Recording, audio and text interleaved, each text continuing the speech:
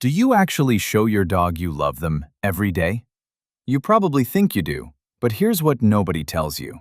Some of the ways we show love to our dogs mean almost nothing to them. In fact, a few of the things you do daily, thinking you're being a great owner, might actually be stressing your dog out.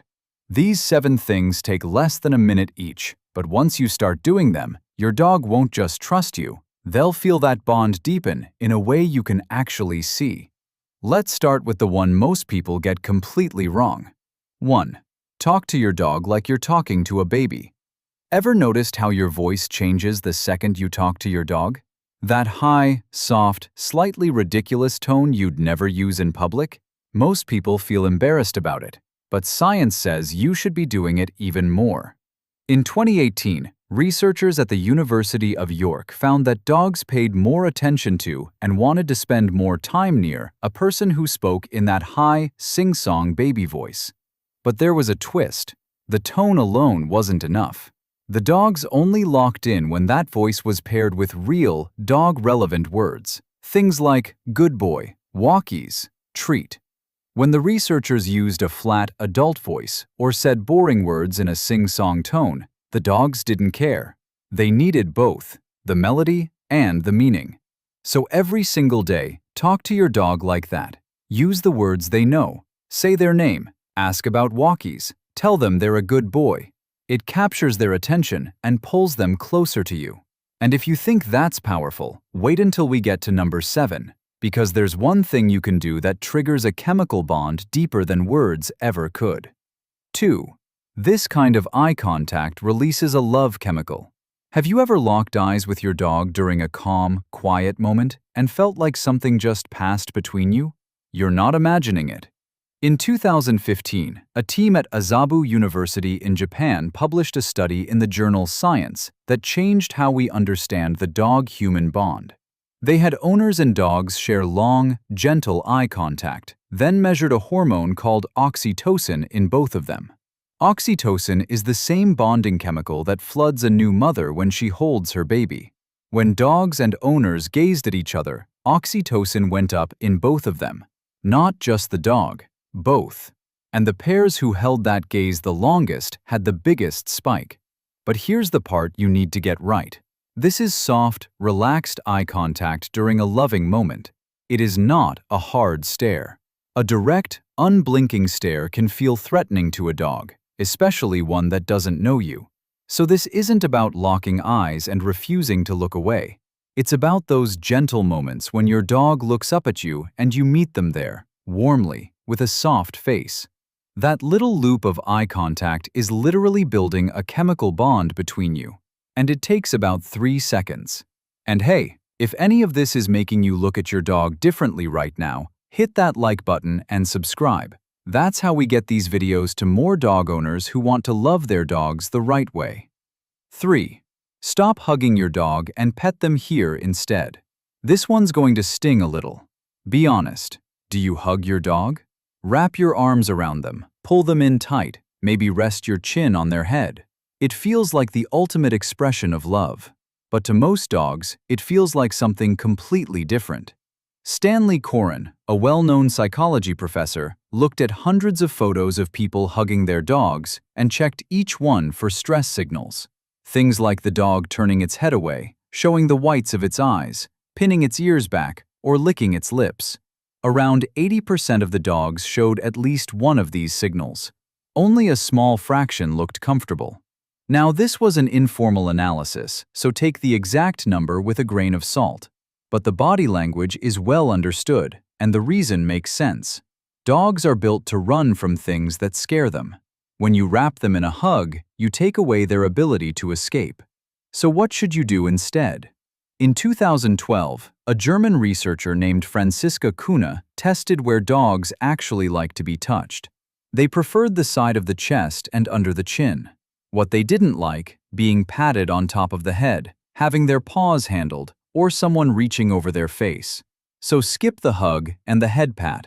Scratch their chest. Rub under their chin. And here's a bonus that surprises almost everyone. A study by researchers Feuerbacher and Wynn found that dogs overwhelmingly prefer being petted over being praised with words. Vocal praise alone was nearly indistinguishable from no interaction at all. Your dog would rather feel your hand than hear, "Good boy." So pet more, lecture less. 4. Let your dog stop and sniff everything. Picture the typical dog walk. The dog wants to stop and smell a patch of grass, and the owner tugs the leash and says, "Come on, let's go."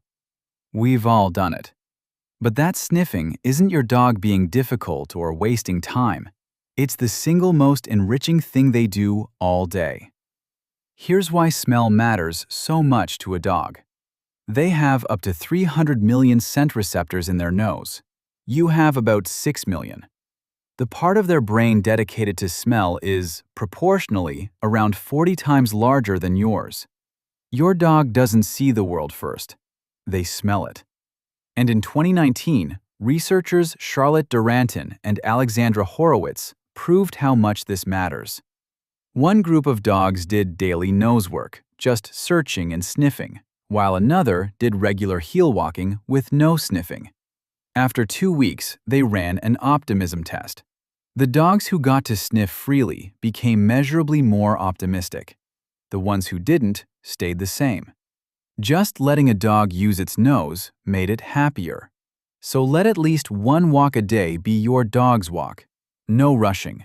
Let them stop. Let them sniff that lamppost for 30 seconds if they want to. To you, it's a boring patch of grass.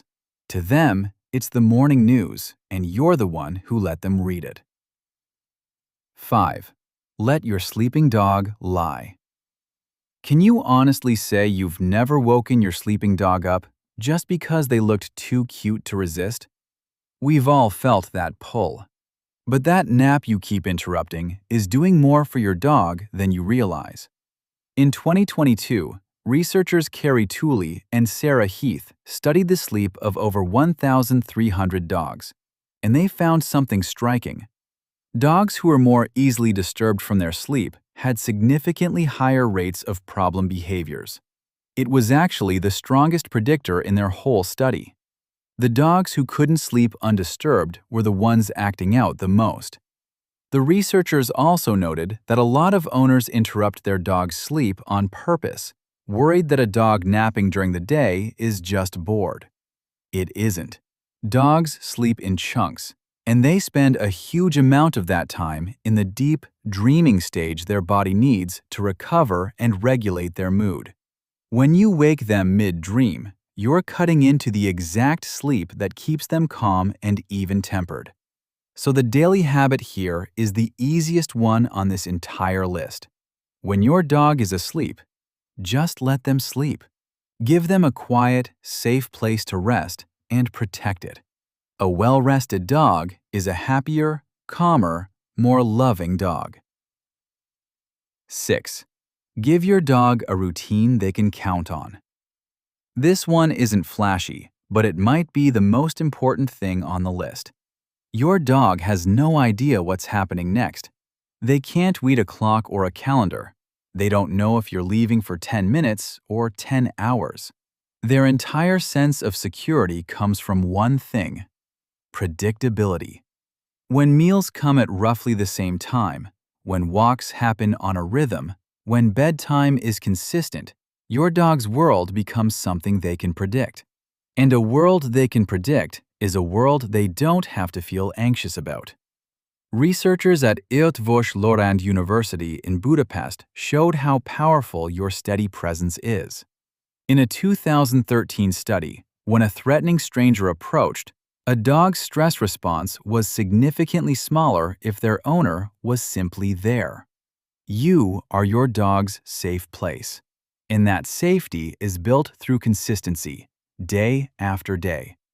So keep meals, walks, and bedtime on a steady rhythm, and keep your goodbyes and hellos calm and low-key, so leaving never becomes a source of panic.